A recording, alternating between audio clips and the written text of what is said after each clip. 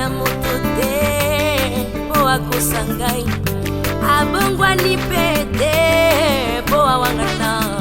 Nzambe ya le Nazarien, le Nazarien, le Nazarien. David Nazamba ayebana kitoko koma mokondima, atako bapakolaki mafuta na mosakolima. Lelo ya yo bolingo ebakeli le Nazarien, lipamboli oyo emonanaka te mpeni mama kante lobi.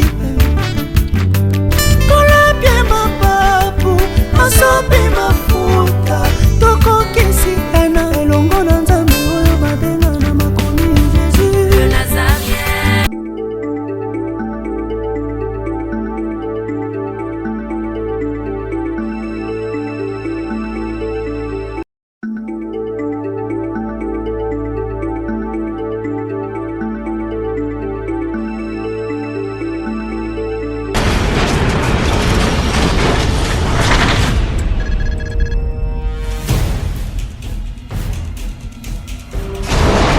Pour vos annonces, vos prédications, vos clips, vos vidéos et autres, il n'y a qu'une seule adresse. N'hésitez pas à taper www.lesnazarins.com. En ces jours, nous sommes en pleine promotion. Extra matraquage. Olingi promotion ya produit na yo eba na monde entier. Olingi actualité, Olingi visibilité. Contactez les Nazarins. 100% chrétien, toujours vos amis.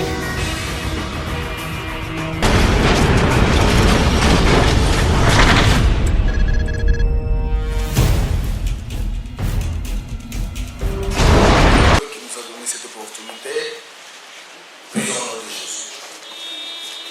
Seigneur Dieu, nous te rendons grâce et nous te bénissons parce que tu nous as donné cette opportunité en ce matin.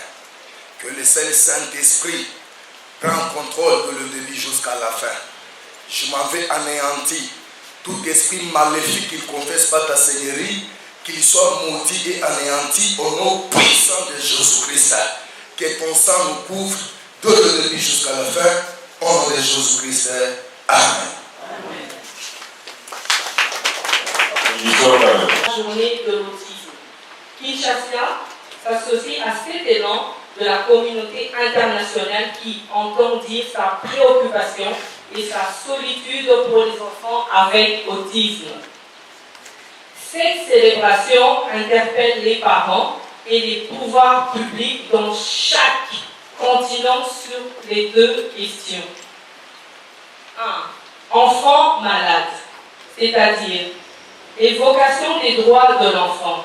À cet égard, les nations ont souscrit avec une convention internationale qui les engage.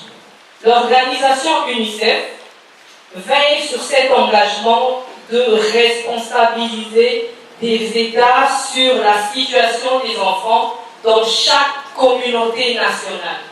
2. Le regard de santé publique. OMS insiste sur ce phénomène nouveau, extraordinaire, qui se répand et attaque le bien-être des enfants. La jeunesse être humain, qu'est-ce qu'un enfant? Face à cette indisposition, les parents, les professionnels de santé, les pédagogues, les psychologues se trouvent désemparés, non assistés, non avertis, non équipés. Mesdames, Mesdemoiselles, Messieurs, distingués invités, l'autisme n'est pas une maladie, ni le type folie mentale ou épilepsie ou idiotie ou hébétitude, etc. L'autisme est une indisposition des comportements. L'enfant hyperactif, hyperagité, infiniment en mouvement, le corps raide, le visage sans rire, bref. Ensemble de troubles de communication sociale et contrôle de maîtrise de soi.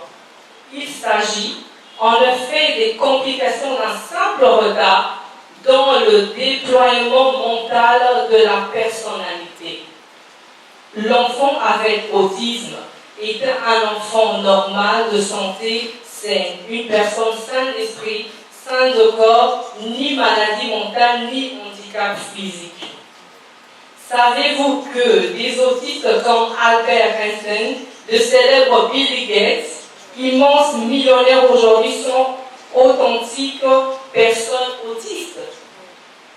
Cela veut dire que l'autisme est une indisposition qui s'évolue, s'améliore, qui se résorbe dans le temps avec le temps. C'est la durée qu'il faut envisager, la restructuration de l'autisme. Qui dit regard sous-entend l'éveil graduel qui pas à pas corrige et avale le retard.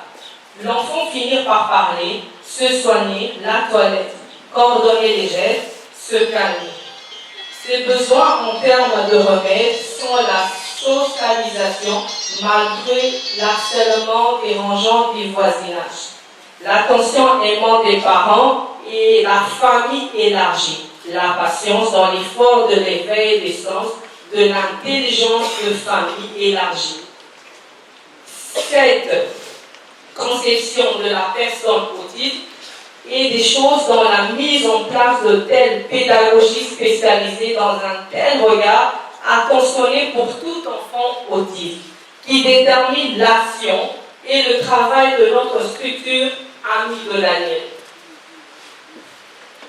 Aider la personne avec autisme à grandir est une œuvre sociale. Cela nécessite un encourage de chaîne de solidarité entre tous. Solidarité dans la compréhension, voire la compassion entre les uns et les autres. Dans ce travail de longue durée fondé sur la base de solidarité agitante, la scolarisation de type traditionnel est loin d'être opérationnelle, car le bulletin des points, des notes, les moyens obtenus ou obtenir n'est pas mesure des résultats dans les veilles de rectification de l'autisme. Mais bien l'avertissement du cœur de l'attention, de l'accompagnement patient qu'il s'agit de fournir quotidiennement. Et d'un tel investissement implique des coûts importants, permanents, productifs à long terme, mais indispensables régulièrement dès le départ. Car avec le temps, dans l'enfant, avec l'autisme s'épanouit l'amélioration tangible dans la prise en charge autonome, individuelle et utile dans sa personne autiste. Grandir l'enfant autiste demande de bannir la clandestinité, le sentiment de honte, l'autisme, inclusion, d'humiliation. On ne peut guérir par de l'autisme. On aide à son insertion sociale, à son autonomie d'agir, on aide à l'éveil de potentialité d'être humain. Je vous remercie.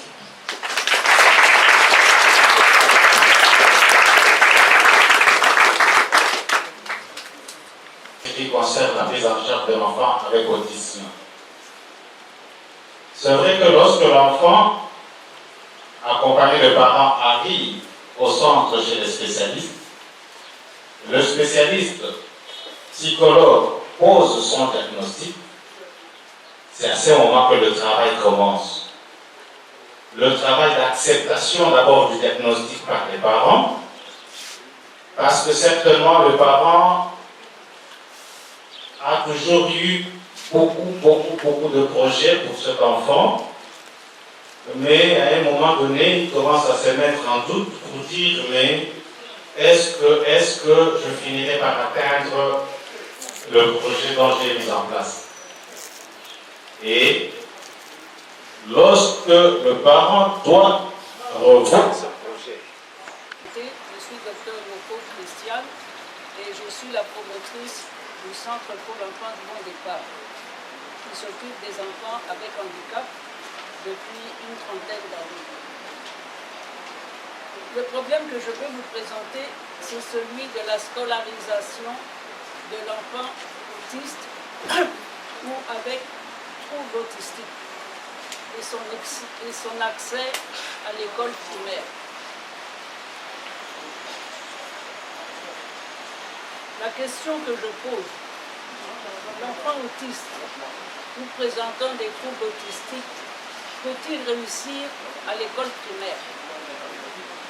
Ma réponse à moi est oui, mais à certaines conditions. Je vais regrouper les conditions à 3 niveaux. Au niveau de l'enfant, au niveau de l'école et des enseignants, et au niveau de la famille. Au niveau de l'enfant, il faut que le diagnostic précoce de la pathologie soit fait vers l'âge de 2 ou 3 ans. Ceci permettra une prise en charge précoce dès que le diagnostic est fait. Une fois le diagnostic fait, l'enfant peut entrer en scolarisation en maternelle. Parfois, il lui faut quelques années de préparation à la scolarisation, à apprendre à se tenir dans une classe, à s'asseoir, à écouter l'éducatrice. Cette préparation peut se faire dans des classes qu'on peut appeler préscolaires. La scolarisation en maternelle peut se faire à 2 niveaux, soit en classe ordinaire, et c'est ce qui est recommandé pour que l'enfant avec autisme ne soit pas marginalisé. Si son comportement est incompatible avec le fonctionnement d'une classe ordinaire, alors on est obligé de le mettre dans une classe spécialisée, mais où le programme doit être celui de la maternelle. En commençant bien sûr par ce que M. Fouela a dit, d'abord rendre l'enfant autonome et puis permettre à l'enfant d'acquérir ce qu'on appelle les AVQ, les actes de la vie quotidienne, aller à la toilette, savoir s'habiller, savoir manger seul, savoir boire seul. La scolarisation en maternelle va permettre à l'enfant de diminuer ses troubles de comportement, de faire disparaître les comportements inadéquats pour la vie scolaire, principalement l'instabilité, les cris, les pleurs, les gestes stéréotypés, etc. La scolarisation en maternelle va permettre aussi à l'enfant de développer son langage, sa communication. Il pourra comprendre ce qu'on lui dit de faire. Il pourra aussi exprimer son langage, ce qu'il ressent, ce qu'il veut. La maternelle va lui apprendre aussi à vivre avec les autres enfants. Ça va lui permettre de le rendre social. Enfin, la maternelle va commencer à lui apprendre les apprentissages scolaires proprement dits, comme le graphisme, le coloriage, la préécriture, le dessin et l'écriture. Et enfin, il va l'initier aux mathématiques en lui apprenant à compter, à reconnaître les chiffres, à faire quelques activités de mathématiques. Une fois que l'enfant a fait sa maternelle, dans les conditions qui lui sont propres, comme a dit M. Fouela, l'enfant avec autisme, c'est un être qui a sa propre personnalité, son propre mode d'apprentissage. Mais ça ne veut pas dire qu'il est différent. C'est ce qui est demandé actuellement. Un enseignant n'est pas là pour faire son cours devant une trentaine d'enfants. Un enseignant est là pour prendre une charge, pour prendre en charge une classe de 30 enfants, tous différents, et les faire évaluer et évoluer tous. Enfin, l'enfant avec autisme doit être accepté par les autres élèves. Ça pose souvent moins de problèmes qu'avec les enseignants. Il faut expliquer, l'enseignant doit expliquer clairement à ses collègues de classe, voilà, cet enfant, il s'appelle comme ça, et il a parfois des comportements un peu différents, mais c'est sa personnalité, et nous tous, nous allons l'aider à évoluer, à faire les apprentissages et réussir son année scolaire. Maintenant, il faut une chose qui est encore difficile à obtenir, c'est l'organisation des prises en charge supplémentaires. L'enseignant qui a une classe de 32 élèves ou 36, les parents, je ne parle pas de une classe, vous êtes là, pour voir où on commence avec l'enfant, quels sont ses acquis, quelles sont ses potentialités et qu'est-ce qu'on veut obtenir de cet enfant à la fin de l'année scolaire pour pouvoir le faire passer dans la classe supplémentaire. Maintenant, troisième niveau, c'est le niveau de la famille. Un enfant avec autisme, les parents ne peuvent pas se contenter de l'envoyer à l'école, de payer le minimum. C'est voué à l'échec. Il faut une grande collaboration entre les parents et l'école. Il faut aussi que les parents organisent une aide à domicile, parce que ce que l'enfant n'aura pas assimilé à l'école, soit parce qu'il n'écoutait pas, soit parce que c'est passé à côté de lui, soit parce qu'il était préoccupé par autre chose. Il faut que ça soit repris à la maison, où les parents connaissent leur enfant. Et pour ça, il faut soit un répétiteur qui soit formé à la prise en charge de l'enfant avec autisme. Il faut la disponibilité de la mère, parce que je considère toujours que c'est la mère qui est la principale personne qui contrôle les devoirs de l'enfant. Et il faut, si la mère contrôle les devoirs de l'enfant chaque jour, il faut aussi le soutien du père. Parce que c'est pas facile, vous le savez, de gérer un enfant avec autisme. Et il faut que les parents soient là tous les deux. Et il faut aussi éventuellement impliquer les frères et sœurs. C'est ainsi qu'il faut que toute la famille s'implique dans l'encadrement avec l'enfant avec autisme. Voilà ce que je voulais vous dire sur la possibilité de scolarisation de l'enfant avec autisme.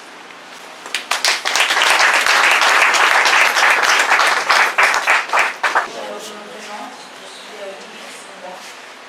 Je me présente en tant que parent d'enfants avec autisme. Et si je peux définir un petit peu mon rôle, je me considère comme une activiste des droits des enfants avec autisme. Alors, je vais parler très brièvement de la prise en charge à domicile des enfants avec autisme. Je remercie Madame Mio d'avoir déjà bien introduit ce petit sujet en parlant donc de l'accompagnement des enfants à la maison. Moi, je peux parler de mon expérience personnelle. J'ai mis en place un système de parler avec un auxiliaire de vie scolaire qui accompagne mon fils à l'école et qui travaille avec lui aussi à domicile. C'est un éducateur spécialisé. Mon fils, pour l'instant, est scolarisé dans une école avec des enfants qu'on dit neurotypiques, si vous voulez, par opposition aux enfants autistes. Mais je voudrais déjà préciser, premièrement, qu'un enfant avec autisme, malgré le rêve de l'autre parent, on ne peut pas laisser un enfant avec autisme aller dans une école sans être accompagné. J'insiste beaucoup là-dessus. Pourquoi? Dans une classe, si je parle du système congolais, on se retrouve dans des classes avec une trentaine d'élèves. Je pense que tous les parents d'enfants avec autisme qui sont ici peuvent en témoigner. Ce sont des enfants qui ont du mal à s'adapter au milieu d'une aussi grande foule. C'est pour ça que j'insiste sur ce premier point. Un enfant avec autisme ne peut pas être scolarisé dans une école normale sans être accompagné d'une personne au quotidien et en permanence. Sinon, ce n'est pas la peine. Si les parents, pour ceux qui s'intéressent un peu à la chose, si vous allez visiter les écoles, vous retrouvez ces enfants au fond des classes, isolés. Le professeur ne peut pas laisser les 29 autres élèves et aller de cet enfant qui a quelques difficultés à s'adapter. Donc j'insiste beaucoup ici pour dire aux parents, si vous voulez envoyer vos enfants dans des écoles classiques, entre guillemets, je pensais à faire accompagner cet enfant d'un éducateur spécialisé qui lui permettra de pallier à son handicap. Parce que l'une des plus grandes difficultés des enfants avec autisme, c'est de s'adapter ce sont les interactions sociales. Et comme il ne peut pas facilement entrer en contact avec les autres et s'exprimer sur ce qu'il ressent, l'éducateur lui sert de béquille, ce qui lui permettra de s'adapter un petit peu plus facilement.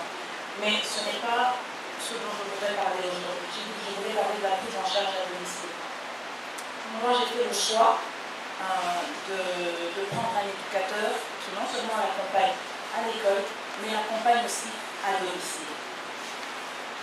Je dis accompagner parce que l'éducateur ne fait pas le travail, ne joue pas le rôle de la famille. L'éducateur est pour nous une aide.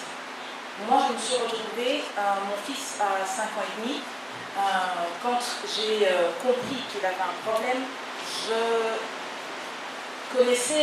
j'avais une connaissance minimum sur l'autisme et j'avais besoin d'aide. C'est comme ça que j'ai décidé de me faire aider. Mais je me suis d'abord beaucoup documentée moi-même. La prise en charge d'un enfant avec autisme se fait non seulement avec les éducateurs, mais toute la famille doit s'impliquer. À la maison, personnellement, moi je ne viens pas faire de jugement, mais mon mari et moi nous avons fait le choix de scinder les choses en deux. Mon mari travaille et moi j'ai fait le choix de rester à la maison pour pouvoir m'impliquer dans l'éducation de mon fils, parce que je suis la personne la mieux placée pour pouvoir l'aider. Les éducateurs sont pour moi des aides, mais l'aide principale de mon fils, c'est moi. Et je pense que la plupart des parents aussi peuvent le comprendre. Les deuxièmes intervenants, c'est l'implication des frères et sœurs. La plupart des frères et sœurs d'enfants avec autisme se sentent isolés et incompris, parce que les parents sont souvent obligés de passer plus de temps avec ces enfants qu'avec eux. Et ne pas les impliquer dans la gestion, dans la prise en charge de ces enfants, c'est les mettre à l'écart et leur offrir encore moins de temps. Déjà qu'ils n'en ont pas beaucoup, le peu qui leur reste, si on ne les implique pas, ils ne savent pas en profiter. Moi, j'essaye d'impliquer, c'est vrai que c'est un petit peu difficile. J'ai un fils de 11 ans, un autre de 9 et une fille de 7 ans. Ce n'est pas facile à leur âge, mais j'essaie de leur apprendre à entrer dans le monde de leurs frères et à les faire participer à des jeux. Il y a des petites choses, chacun a des compétences particulières. Il y a des choses, moi je passe énormément de temps avec mon fils, mais je ne cherche pas à lui faire faire. Je vous donne un exemple tout simple. Mon fils a eu beaucoup de mal à jouer au ballon. Vous savez, souvent, comme ils ont des problèmes d'interaction sociale, quand vous lancez une balle à un enfant avec autisme, la plupart du temps, il ne va pas vous la rendre. J'ai essayé pendant 2 ans. Et mon mari, un soir, il prend un ballon, il le lance à mon fils. Mon fils ne rend pas, il va récupérer le ballon. En moins d'1 heure, il est arrivé à faire en sorte que mon fils rende la balle dans son ambulance. Ça peut être un petit peu frustrant pour les parents. Parce que moi, je passe toutes mes journées à essayer d'apprendre ça, mon mari en 1 demi-heure, il arrive. Mais c'est pour vous montrer que la participation de tout le monde, chacun avec ses compétences, peut permettre à ses enfants d'évoluer et de progresser. Alors, à part l'implication du reste des membres de la famille, dans la prise en charge, c'est un système de communication avec des images qui permettent aux parents d'entrer un petit peu, parce que les enfants avec autisme comprennent, la plupart comprennent ce qu'on leur dit. Mais comme ils ne ressentent pas le besoin d'exprimer ce qu'ils ressentent et d'échanger avec les autres, vous avez parfois l'impression qu'ils sont sourds et qu'ils sont un petit peu absents. Mais ce n'est pas qu'ils sont sourds, ce n'est pas qu'ils sont absents, c'est simplement qu'ils ne ressentent pas, ils n'ont pas les capacités de ressortir ce qu'ils ressentent. Et donc il faut trouver un moyen de communiquer avec ces enfants. Beaucoup de parents que je contacte me disent oui mais ça coûte cher, il faut acheter. Non, moi j'ai fini par découvrir, il y a pour les parents qui veulent investir un petit peu, il y a des moyens de trouver sur internet des pictogrammes gratuitement. il faut juste de la volonté. Allez dans un cybercafé, prenez 1 heure, ça ne coûte pas non plus les yeux de la tête. Pour ceux qui prennent un petit verre de bière de temps en temps, une bouteille de bière vous permet, je pense, d'aller pendant quelques minutes dans un cybercafé et de pouvoir prendre 1 heure dans un cybercafé. Ça vous permet d'aller sur Internet, de télécharger les pictogrammes, de les imprimer pour vous permettre de communiquer avec vos enfants. Je suis en train de mettre sur pied un projet d'ailleurs qui va dans ce sens. J'ai mis sur pied un site Internet sur lequel je vais bientôt mettre des pictogrammes avec un petit... parce que je ne fais pas de discrimination, mais je me suis rendu compte qu'il n'y a pas beaucoup de petits noirs dans les pictogrammes qu'on trouvait la plupart du temps.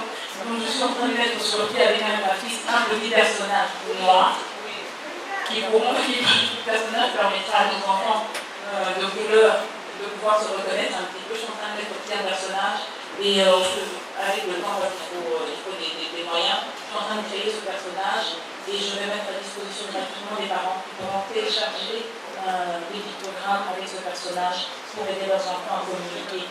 Donc, mettez en place ces moyens. Moi, si vous arrivez dans ma maison, j'ai mis entre parenthèses l'ordre tel qu'on le... Si vous arrivez chez moi, il y a sur les murs des pictogrammes. Quand vous allez dans la cuisine, j'ai mis une pièce de travail spécifique pour mon fils. Il y a des pictogrammes partout qui permettent à mon fils de s'exprimer. Mais j'insiste, c'est possible de le faire à moindre coût. C'est vraiment possible. Pour les parents qui ont la possibilité, moi je le dis, c'est renoncer à certains petits conforts. Une plastifieuse, je pense que la plupart d'entre nous ont des membres de famille à l'étranger, n'est-ce pas?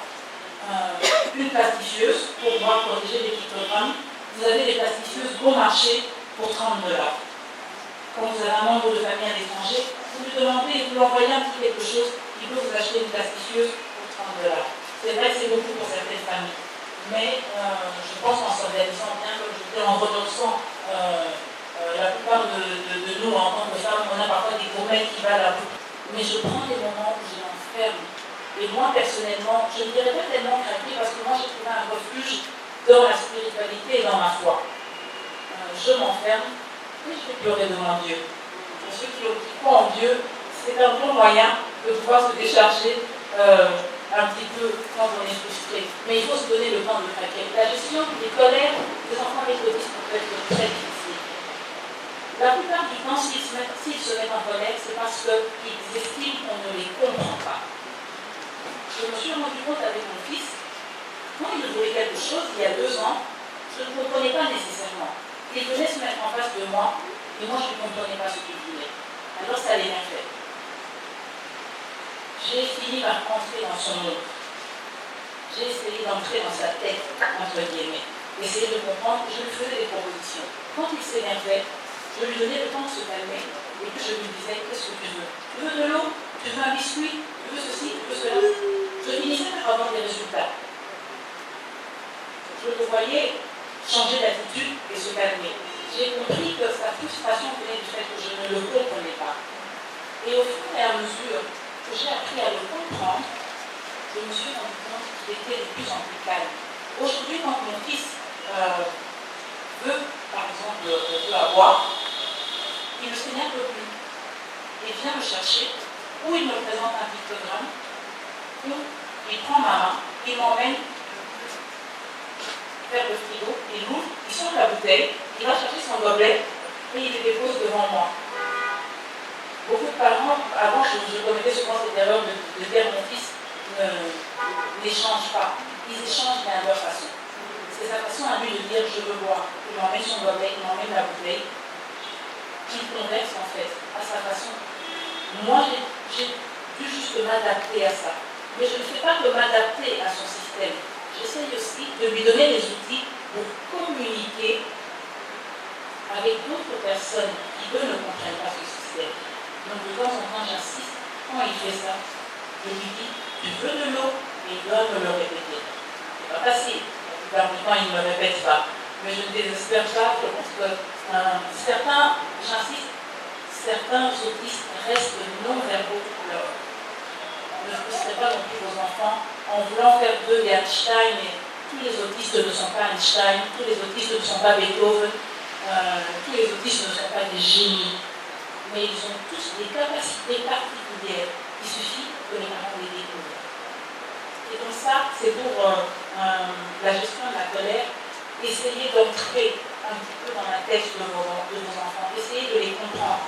Et vous allez vous rendre compte que plus vous les comprenez, moins ils se mettent en colère. Je ne vais pas trop m'étaler. Que c'est l'autisme. Je voulais simplement dire que ce sont des considérations pratiques et un survol sur la prise en charge des enfants avec autisme. Je commence mon allocution par dire que les troubles présentés par l'enfant posent souvent problème et suscitent pas mal d'interrogations. Quelquefois, le langage, il a un langage idiosyncratique, c'est-à-dire il a aussi parfois des langages qui ne répondent pas. Un étranger arrivé dans la famille ne peut pas comprendre ce que l'enfant dit. Ne peut pas comprendre. Il y a parfois des colères différées et même immédiates. Cela pose problème. Troisièmement, nous disons que c'est par la présence des comportements inhabituels ainsi que des activités ou des intérêts restreints ou répétitifs et même des comportements aussi stéréotypés de l'enfant. La personne travaille, joue, se retrouve toujours de la même manière là où il est. Il fait toujours de la même manière. Même si on le déplace, on l'amène quelque part, il joue toujours de la même manière. Il crie toujours de la même manière. Mais depuis le 22 mai 2013, l'association de psychiatrie américaine a mis sur pied dans le DSM-5 pour dire que vaut mieux actuellement appeler ou parler du trouble du spectre de l'autisme que de parler encore des troubles envahissants de problèmes de développement. Cela pourquoi? Parce que les troubles du spectre de l'autisme regroupent dans une seule catégorie inclusive toutes les catégories précédemment répertoriées au DSM-4 sous la rubrique des troubles envahissants de développement. Mais actuellement, dans la part, c'est l'association de psychiatrie en Amérique, préfère donc faire le diagnostic du trouble du spectre de l'autisme, sans préciser les catégories comme avant, à cause des difficultés rencontrées en pratique et même en recherche. Mais le DSM-5, qui a été mis sur pied depuis 2000, le 22, l'autisme, il fait partie d'un des problèmes infantiles les plus répandus dans les communautés actuelles, mais qui est souvent ignoré ou même connu de tous. Les troubles du spectre de l'autisme représentent un ensemble de troubles neurodéveloppementaux qui peuvent causer des déficits significatifs sur le plan socio-communicationnel et comportementaux d'une personne. Nous disons que les troubles du spectre de l'autisme regrouperaient un ensemble de troubles neurodéveloppementaux complexes, caractérisés par des atteintes qualitatives sur le plan de la communication. Vous verrez que l'enfant a la communication, mais c'est quel type de communication? Parfois, il communique tout simplement par des gestes ou par des signes, même s'il a quelquefois le langage, il a un langage idiosyncratique, c'est-à-dire il a aussi parfois des langages restreints ou répétitifs, avec 3 niveaux de sévérité. Il y a requérant un soutien, l'enfant qui cherche un soutien pour se déplacer, pour manger, ou alors l'enfant qui cherche un soutien important pour se déplacer, pour s'habiller, pour manger, pour nourrir ou pour faire n'importe quoi, donc il faudra qu'on intervienne. Donc un soutien important. Il y a encore un soutien très très important. Pourquoi? Parce que ces enfants, à lui seul, ne peuvent pas s'habiller. À lui seul, ne peut pas manger. À lui seul, ne peut pas aller faire pipi ou caca là où il faut. Donc il faudra intervenir. Donc nous disons que c'est un soutien très important. Ces enfants, nous appelons, ce sont des enfants qui présentent des caractéristiques des troubles du spectre de l'autisme. Mais alors, nous disons que ce trouble du spectre de l'autisme est basé sur les fonctions cognitives et comportementales de l'enfant. Pas forcément du point de vue médical, parce que parmi nous, il y en a qui s'attellent beaucoup plus, qui se rendent, qui ont confiance aux médecins. Non, pas forcément médical, mais du point de vue cognitif et du point de vue comportemental. N'amenez pas toujours l'enfant à l'hôpital. N'ayez pas toujours confiance aux médicaments. L'enfant risquera de prendre des médicaments durant toute sa vie. Mais pensez autrement. Nous disons pensez autrement à une intervention parfois du point de vue cognitif ou du point de vue comportemental. Nous disons des interventions psycho-éducatives valent quand même la peine de pouvoir aider cet enfant. Je dis pas seulement, pas nécessairement des interventions médicales. Mais ne dites pas que moi j'ai dit de ne pas amener vos enfants dans des hôpitaux. Non, je ne dis pas. Mais je dis pas forcément. Pourquoi y a-t-il autant d'enfants qui présentent le trouble du spectre de l'autisme? À cette question, je pense que si une personne est visionnaire, elle comprendrait vite que cette augmentation constante nous amène à faire un gouffre. Pourquoi? Parce qu'il n'y a pas assez de services d'encadrement de ces enfants. Pourquoi? Parce qu'on n'a pas assez de moyens. Pourquoi? Parce que les parents ne sont pas disposés à mener, à chercher là où on peut aider ces enfants. Il y a des parents, c'est comme mes prédécesseurs ont dit, cache ces enfants dans les maisons. Moi-même, j'ai vu l'autisme dans cette ville ici, à Kinshasa. Je peux demander à madame de se lever parce que là, derrière, on la voit pas.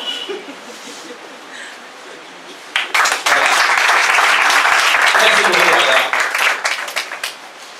Je passe, et enfin, il y a madame Nadi, soucieuse de voir que ces enfants sont déconsidérés, ces enfants sont rejetés, ces enfants, on les qualifie de, entre guillemets, des sorciers. On les qualifie, entre guillemets. Mais, madame Nadine a dit maintenant, il faudra que j'accepte tous ces enfants, que je les amène ensemble, que je les mette ensemble pour que ces enfants apprennent. Voilà, c'est ça l'objectif de pouvoir mettre sur pied cette école qui est l'école Les Amis de Daniel qui nous reçoit présentement.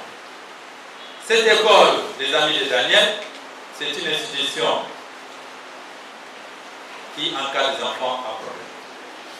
Vous n'avez pas un enfant à problème, mais votre voisin a un enfant à problème. Informez ces voisins-là. Vous avez dans votre famille un oncle, un cousin, une tante qui a un enfant à problème. Ne les laissez pas comme ça. Ne les laissez pas comme ça. J'espère que ça soit tard. Je vous dis une chose. Si l'enfant est précocement diagnostiqué, je pense que il sera applaudi. Donc, tout le monde s'étonnera. Et cet enfant a changé. Cet enfant, qu'est-ce qui est arrivé pour cet enfant? Il n'était pas pareil. Cet enfant est placé quelque part. Elle est votre. L'enfant de votre cousin, de votre tante, de votre oncle, qui reste toujours dans la chambre, là où personne ne peut ouvrir, sauf la porte. Ce n'est pas gentil. C'est pourquoi j'ai dit, et je termine pour dire ceci, que nous sommes souciés de voir jusqu'à présent les parents qui gardent leurs enfants à la maison, qui déconsidèrent leurs enfants, qui voient que leurs enfants sont inutiles dans la société. Non, ils seront utiles si vous les amenez dans des centres d'encadrement des enfants à problème.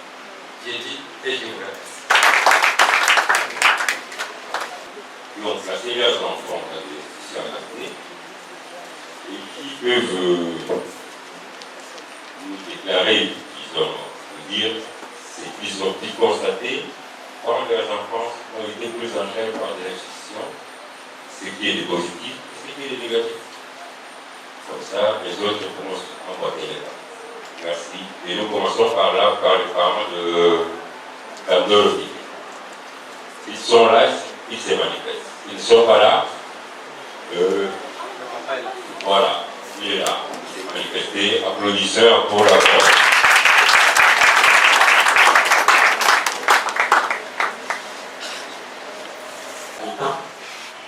De me présenter devant cette auguste assemblée pour témoigner, nous qui avons les enfants à problème. Et moi, j'ai ma fille cadette qui s'appelle Kandolo Marguerite Divine. Elle est née avec des problèmes. Elle est née en 1996. Jusqu'à ce jour, il y a à peu près 19 ans. Et quand elle était née, normalement, elle avait 3 kilos, 85, et oui, ça se. Alors, quelques 6 mois après, l'enfant ne mangeait plus, n'allaitait plus, elle ne souriait plus, elle n'ouvrait plus la bouche. Quelqu'un qui a 3 kilos, il ne mange pas, il ne sourit pas, qui parfois elle ne dort. Elle ne faisait que m'écrire. Alors, 7e mois, il y a un abcès intérieur qui est sorti. À ce moment-là, je ne suis pas présenté, je suis un pédagogue de formation. Et j'ai donné cours, vous pouvez être pédagogue, vous n'êtes pas psychologue, vous n'êtes pas médecin. Mais les problèmes ont surgi dans ma maison. À ce moment-là, vous ne savez pas par où faut-il commencer. Alors, l'enfant a commencé à maigrir et jusqu'à l'âge de 4 ans, elle ne marchait pas.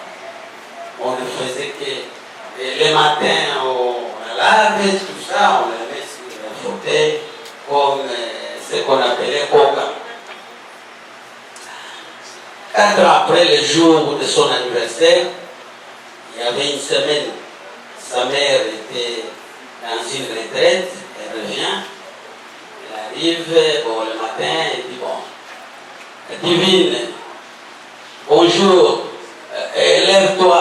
Elle ne parle pas.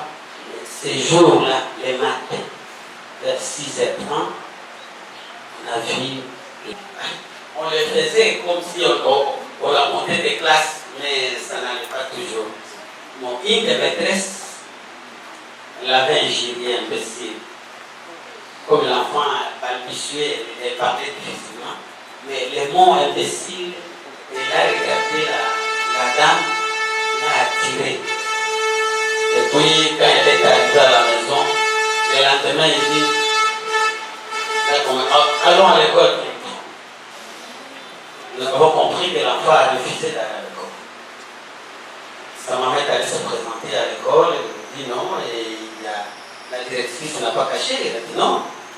C'est la maîtresse ici qui a injecté l'enfant. Et puis, j'ai beaucoup parlé. À la fin de l'année scolaire, elle doit quitter mon établissement. C'est ce qui a été fait. Jusqu'à 2008, l'enfant est resté à la maison. Étant pédagogue, j'ai commencé à chercher un psychologue qui donnait cours dans une école primaire et secondaire. Il répétait avec l'enfant à la maison. Alors, chaque fois, il partait à l'église avec ses soeurs et ses frères. Mais on a mis un tableau là-bas et on s'est adapté, jusqu'à l'âge, jusqu'à 2014. l'année scolaire 2014-2015, cette année, elle a commencé à parler, mais on écoutait quand même, on comprenait ce qu'elle voulait dire. Mais à un moment donné, elle nous dit, moi, je ne resterai plus à la maison. Tout le monde part à l'école, à l'université, mais moi, je reste à la maison. Pourquoi? Cette année, papa, vous devez chercher une école pour moi. On a compris, hein? Je dois aller à l'école. Je suis allé au niveau de... Je suis allé là-bas, je suis un ancien journaliste. J'arrive là-bas, c'est le genre d'école que je cherche. Sa mère est venue, elle a rencontré le responsable, elle a causé avec, l'enfant doit entrer là-bas. Nous avons rencontré maman Nadine, nous avons rencontré d'abord le papa, puis on a donné les conditions, tout ça, l'enfant est inscrit. Je vous l'ai dit, moi je témoigne, les jours qu'elle a commencé à venir ici, tout a changé. Et son comportement, et sa façon de vivre. Elle a pris des dimensions, des volumes. Et chaque matin, il me dit non. Même s'il peut, je dois aller à l'école. Je dois rencontrer maman Nadine. Je dois rencontrer le professeur Thomas. Je dois rencontrer tout le monde. Elle a commencé à venir ici depuis. Je suis parmi les bénéficiaires de cette école. Elle a commencé à venir. J'ai vu les teintes de ma fille a changé à la maison. À la maison, les jours que la bonne ne vient pas, par exemple le samedi, elle dit non. Elle a commencé à parler depuis qu'elle a commencé à venir ici. Elle dit non, je dois ranger la maison, c'est moi qui fais tout sauf préparer. Alors, il faut la motiver. Quand elle nettoie la maison, tout ça, elle chante, elle arrange. Par après, il dit bon, vous devez me payer, maman. Et la maman prépare toujours des choses 500 ou bien 1000. Pour essayer de manipuler l'appareil téléphonique. Et c'est en 2010 qu'elle a commencé à manipuler l'appareil téléphonique. L'importance, vous enregistrez tous les numéros et tous les... Elle voit le nom, elle voit les numéros. Mais quand vous dites téléphonez papa. J'ai aussi un enfant autiste. Qui a 5 ans. Tout ce que je voulais dire ici, il y a un problème. Il y a un problème ici à l'RDC, il y a un problème de dépistage. Moi, j'étais obligée de me déplacer pour aller jusqu'en Inde pour qu'on sache que mon enfant a un problème d'autisme. On assumait souvent les enfants autistes ici avec des sourds. Alors, c'est vraiment compliqué. Alors, je ne sais pas, je suis contente parce que madame a parlé. Elle dit qu'on va faire un forum, tout ça pour aider les parents qui ont des enfants autistes à découvrir et à savoir c'est quoi l'autisme et tout ça. C'est tout ce que je voulais savoir. C'est tout ce que je voulais vous dire. Merci. Pour aller jusqu'en Inde, pour qu'on sache que mon enfant a un problème d'autisme. On assumait souvent les enfants autistes ici avec des sourds. Donc c'est vraiment compliqué. Alors je ne sais pas, je suis contente parce que madame a parlé. Elle dit qu'on va faire un forum, tout ça pour aider les parents qui ont des enfants autistes à découvrir et à savoir c'est quoi l'autisme et tout ça. C'est tout ce que je voulais vous dire. Mon garçon, mon dernier né, il a 12 ans maintenant. Il a été détecté autiste à l'âge de 3 ans. Comme on a si bien dit, ce n'était pas facile. Parce que c'est un enfant qui est né normalement et qui a évolué normalement aussi. C'était à l'âge de 2 ans, je pense, qu'on a commencé à remarquer qu'il y avait quelque chose qui n'allait pas en lui. Une échoué. Il a d'abord perdu la parole parce qu'au début, il commençait à appeler papa, maman, et puis après, du coup, il a tout perdu. Et quand on a commencé à chercher les causes pour lesquelles il ne parlait plus, on a été aux cliniques universitaires, on nous a fait faire des examens, et c'est au Canada qu'on a dû dépister que l'enfant était autiste. Vu que mes autres enfants étudiaient en Afrique du Sud, je me suis dit, je ne peux pas rester au Canada et les autres enfants sont en Afrique du Sud. Je vais un peu essayer d'aller voir là-bas. Quand je suis arrivée là-bas, j'ai trouvé une école américaine, là où j'ai mis mon enfant. Ce qui est bien pour moi maintenant, l'enfant est devenu indépendant. Il est devenu autonome, il commence à apprendre à parler maintenant, il peut faire des shopping, il peut jouer au foot, il se prend en charge.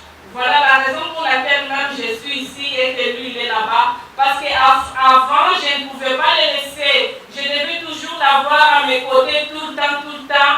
D'autant plus qu'il faisait trop de bêtises. Dès qu'il avait un briquet, c'était pour brûler.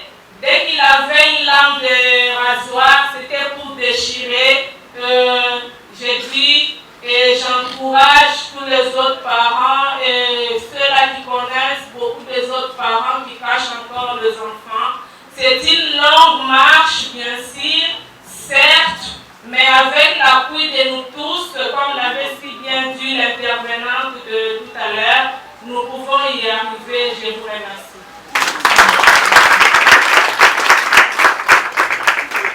Nous, au pouvoir public. Vous allez au ministère, il y a une direction de l'enseignement spécial où les spécialistes n'ont rien, ne connaissent rien de l'autisme ou de l'enseignement adapté à l'autisme. Il n'y en a pas. C'est pour moi, je trouve qu'il va falloir une synergie des efforts pour apporter ce dont on peut disposer à ces pouvoirs publics qui organisent ou qui sont à l'écoute de centres comme le vôtre. Parce que vous le vouliez ou pas, demain ils viendront chercher leur droit sur vous. Et pourtant, des centres comme celui-ci doivent être exemptés de certaines obligations vis-à-vis du pouvoir public. Donc si vous vous enfermez, l'État viendra, le pouvoir public viendra vers vous chercher ses droits. Mais c'est plutôt, je crois, il est temps que tous ces efforts soient en synergie pour aller vers le pouvoir public, non seulement les rapporter la matière, parce que là, vous êtes à côté d'une experte, avec tout ce que vous allez ajouter, apporter auprès du pouvoir public tout ce qu'il a ou tout ce qui peut se faire comme organisation dans ce sens. Et surtout, pour le cas de l'enseignement tel que Mme Yoko l'a organisé, moi j'étais en contact avec les sous-chefs, c'est-à-dire les responsables du ministère, je crois au niveau de la commune et tout ça. Ils se demandent même lors des examens les TENAFEP. Le représentant du ministère se demande comment il faut organiser les TENAFEP pour les enfants. Vous comprenez qu'il y a un problème. Donc, qu'on ne se réconcilie pas sur nous-mêmes et puis tout, mais plutôt qu'on s'ouvre, qu'on aille vers le pouvoir public, leur apporter non seulement la matière, mais même proposer tout ce qu'il faut comme organisation en ce domaine-ci. Parce qu'en fait, c'est du vide là. Voilà pour ma petite contribution. Merci. Moi, je vis pas ici, je vis au Canada. J'ai un organisme autisme et 500 dames. Je suis d'abord parent d'un enfant autiste qui s'appelle Emmanuel, un beau jeune homme, qui manque sa maman, fort, et il est autiste. J'arrive brièvement à cause du temps pour les cheveux. Moi, l'idée, c'est d'abord de fortifier l'IPAC, premièrement.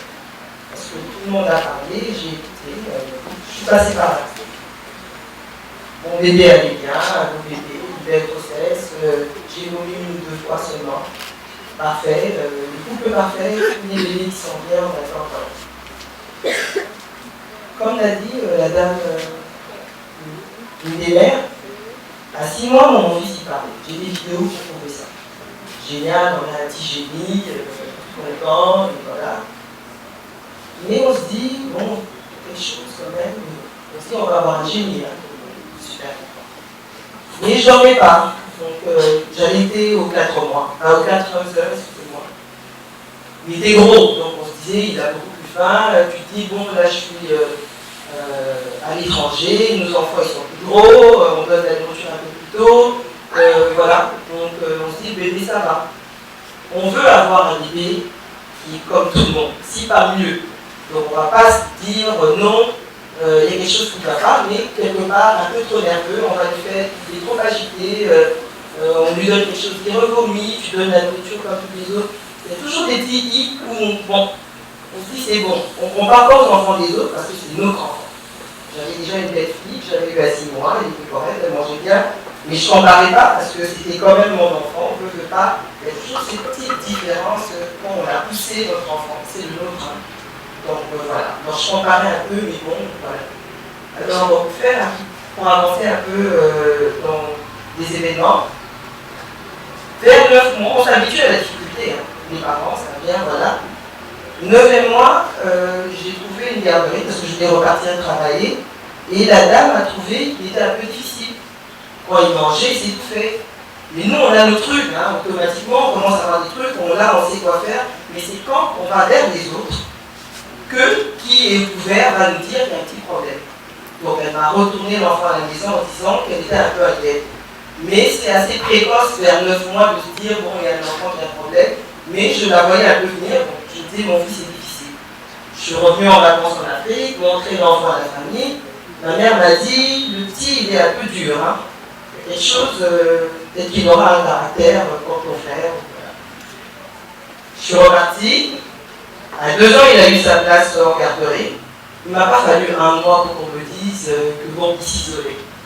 À la maison, il était seul, donc il ne s'isolait pas, il faisait ses affaires, il va, il joue, il tourne, et voilà. Mais là, il était rendu avec d'autres, il y avait ses pères. Donc la différence était claire. Il était dans son coin, quand la directrice entrait, si elle criait, il sursautait. Il allait dans des jeux répétitifs, mais à la maison c'est correct, hein, les jeux répétitifs, il fait des choses, donc il parle un peu. Et là, c'était fini dans le regard, je voyais que mon fils me regardait, mais j'étais transparent. Je pouvais voir que j'étais transparent. Et bon, il a commencé à avoir des otites à cause du froid, donc on s'est dit, il n'écoute pas bien, on se pose toutes les autres questions sauf les vraies, parce qu'on ne veut pas les voir. Et pire encore, lorsqu'on va vers les professionnels, ils vous disent, oui maman, vous en faites trop, vous êtes africaine, chez vous vous avez plein d'enfants, pourquoi ici vous voulez faire comme si c'était comme nous en fait, votre bébé est correct. Alors là vous êtes avec le conjoint, à toutes les minutes vous devez aller dans la chambre dès que l'enfant crie un peu, vous avez des choses, parce que comme maman on le sent, il y a quelque chose qui va pas. Mais si on ne sait pas ce que c'est, surtout si on n'a jamais entendu parler ni de l'autisme ni de rien, on n'a aucune idée. Les poids sont corrects, tout va bien, donc on ne va pas aller deviner des choses qu'on ne connaît pas. Et là, c'est des chicanes entre le couple, hein, parce que le papa voit, la maman voit, mais on ne sait pas quoi se dire. On va vers un professionnel qui dit à la maman, non, tu en fais trop. Pourquoi? Parce que ce n'est pas tous les professionnels qui sont des spécialistes en autisme.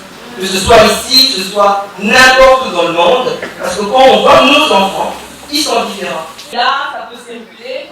Merci en avance, mais nous tenons avant de nous remercions la participation dans cette activité soutenue par. Je compte vraiment aider à faire ça. Je remercie encore Madame Lili Kisiba avec B1 TV, je remercie B1 TV aussi. Je remercie Bon Départ avec Madame Christiane Yoko. Je remercie la BCDC. La BCDC, vous voyez tout derrière là, nous ont aidé à faire ça. Ils sont là. BCDC, allez, ils sont là. Déjà, nous remercions encore Agressive Communication pour la sonorisation. Nous remercions, moi, le speech que j'ai tantôt. J'ai été aidé par mon beau-père Kanafouvi du Barana. Je le remercie là, il est. Oui, je remercie encore l'autisme, TSA sans tabou. Ils étaient là toute la semaine. Elle peut se lever en aller dehors. En tout cas, merci pour les cadeaux. Elle a emmené les cadeaux aux enfants. Elle est où? Elle est là. En tout cas, un grand merci du Canada. Merci beaucoup. C'est pas la première fois. Hein. Et ni la dernière non plus. En tout cas, un grand merci. Et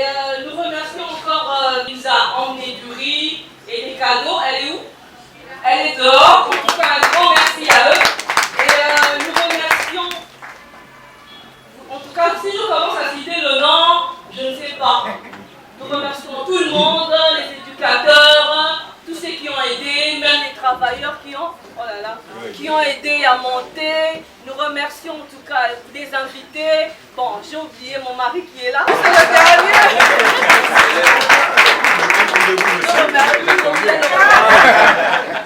Et nous remercions aussi la RTVS et TVS TV aussi.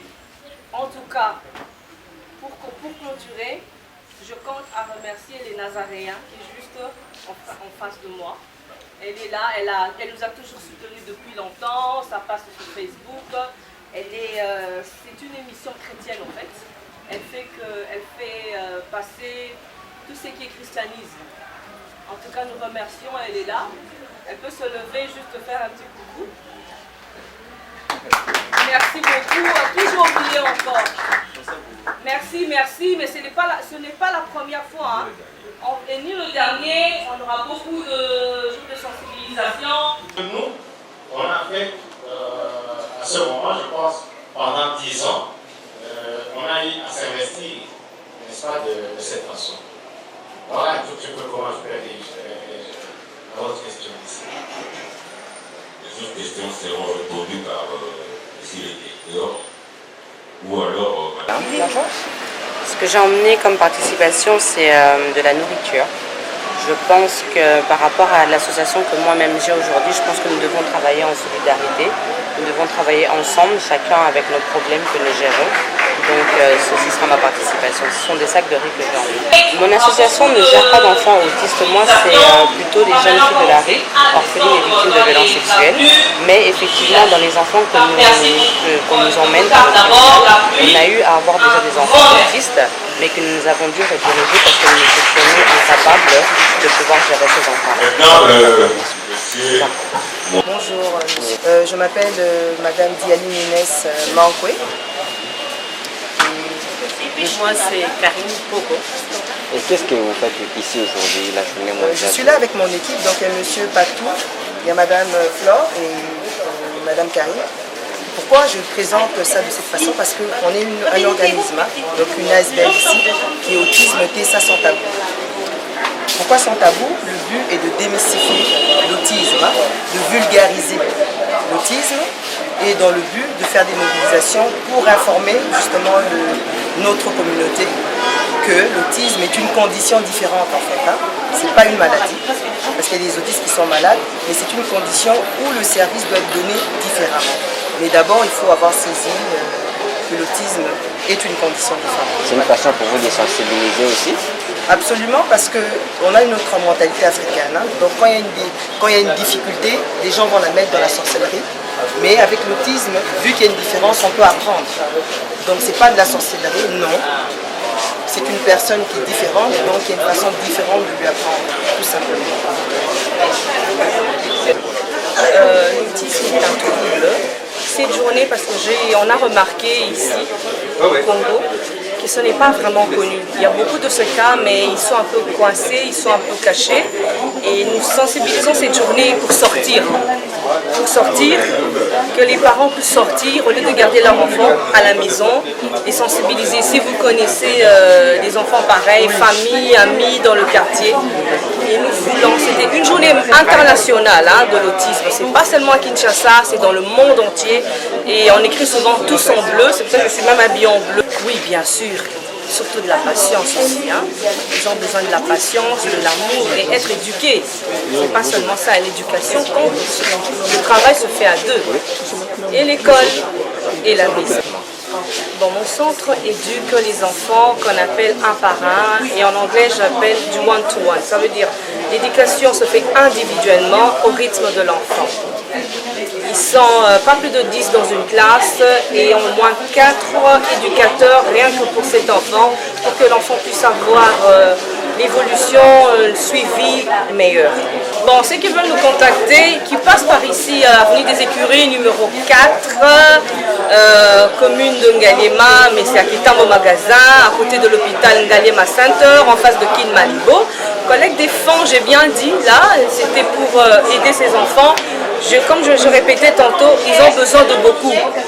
Une classe normale a droit à juste un professeur pour 20 à 30 élèves. Mais ces enfants, rien qu'un enfant autiste a besoin de 4 à 6 personnes. Alors ça nous demande encore beaucoup plus de fonds, le matériel. Et ça demande beaucoup ces enfants. Si vous voulez, même vous pouvez aller dans les classes, vous allez voir que c'est différent des autres et que ces enfants demandent beaucoup. Encore plus de questions, nous sommes là, nous allons... Il y a un numéro de téléphone ou un compte par lequel on peut... Oui, il y a un compte Procrédit et bientôt nous allons ouvrir sur la BCDC. Le numéro de téléphone c'est le 082 000 61 77. Merci.